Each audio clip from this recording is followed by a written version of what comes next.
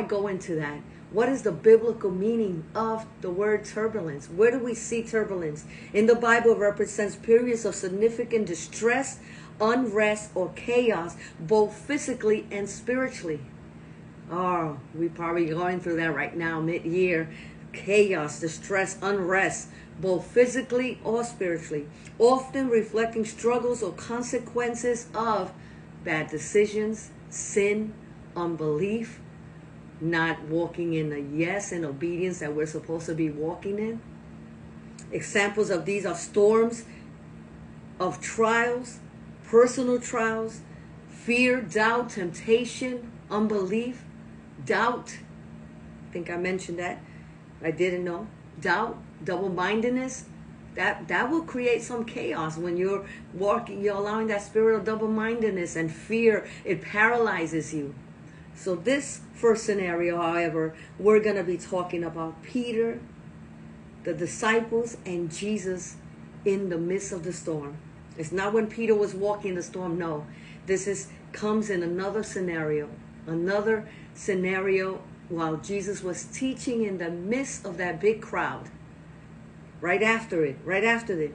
Examples of the Bible, I already told you. You can see it as a personal trials, internal struggles, fear, doubt, temptation. It's violent, unsteady conflict, confusion. I want you to keep that in mind. However, it also emphasizes that God is sovereign even in the midst of the turbulence. The Bible always emphasizes that He always show up. Jesus showed up always in the midst of turbulence. He's offering guidance, strength, and peace. Always offering guidance, strength, and peace. This week, as I said, we're going to be talking about that two scenario. Today, part one is the storm. The storm. And tomorrow we'll be talking about Jonah. Jonah and his storm. Those are the two scenarios we're going to be talking about this first two part. First scenario, we're going to call it wind and waves. Wind and waves obey Jesus. The winds and the waves obey Jesus. Go on. I want you to read by yourself Mark chapter 4, verses 35 through 41. And I want it that when you read it and study it, that you apply it to yourself, to your current situation. Again, this week, turbulence in the middle. But this first part is called Wind and Waves Obey Jesus. Isn't that? Turbulence in the middle, but the winds and the waves obey Jesus. Always remember that what's in the middle of them too? Your faith. What is your faith? Because your faith is going to play a major part. And you being in between the turbulence and that the winds and the waves obey Jesus, your faith, it's very important. This scenario plays out as Jesus by the sea teaching the crowd. He is in the boat already teaching the crowd parables. You know how he used to teach by giving examples and parables. This is as using it as metaphors.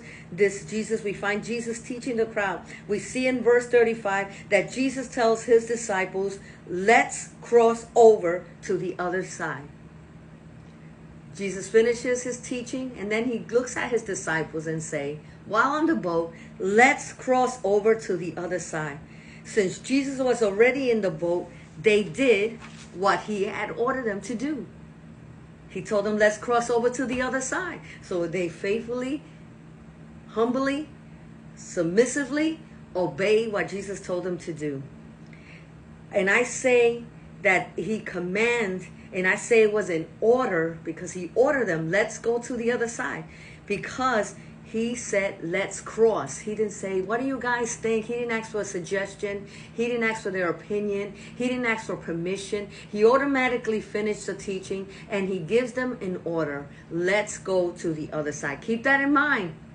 Keep that in mind. Because Jesus gives us orders and commands.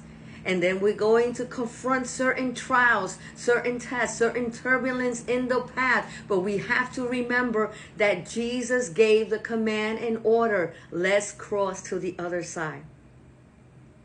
So Jesus and his disciples are crossing the Sea of Galilee in a boat when a fierce storm arises. The disciples, even some of them, that were experienced fishermen started getting terrified. They let fear creep in to a certain point that they were fearing for their lives. They have the master. They've seen miracles and signs and wonders. He told them, I am who I am. He gives them an order, let's go to the other side. And some winds, some fierce winds and waves are hitting and rocking that boat. And the disciples are fearing for their lives. Stay with me. Stay with me. I tell you these things because I want you to play the scenario as you're reading the Bible verses. Play the scenario in your head and put yourself in that position. What is your current situation in this matter? The disciples, even some of them, as I mentioned, were experienced fishermen, started getting terrified as waves crashed over the boat to a point that they fear for their lives. And they scream out to Jesus, who is sleeping. He took a nap. He's been teaching all day. He's tired. He felt that I'm with experienced fishermen. We're going to just cross over to the other side. He takes a nap. And they scream out to him under the fear and the panic. Have you ever been there? That's my question. I want you to reflect on that. Have you ever been there? That Jesus has given you a command, you come halfway and you feel like he's not around when the turbulence is hitting, when you're going through the situation where your faith is being tested. Have you been there? Have you fear for your life? Have you fear for your spiritual life? Have you fear for anything in your life while Jesus is asleep? As they trying to handle the storm, Jesus is asleep in the boat tire, and in an act of fear, the disciples wake him up in a panic, and they question him this question: Teacher, don't you care that we're going to die? We'll answer that tomorrow night. I see you tonight after the midnight hour. Watch part 2 tomorrow.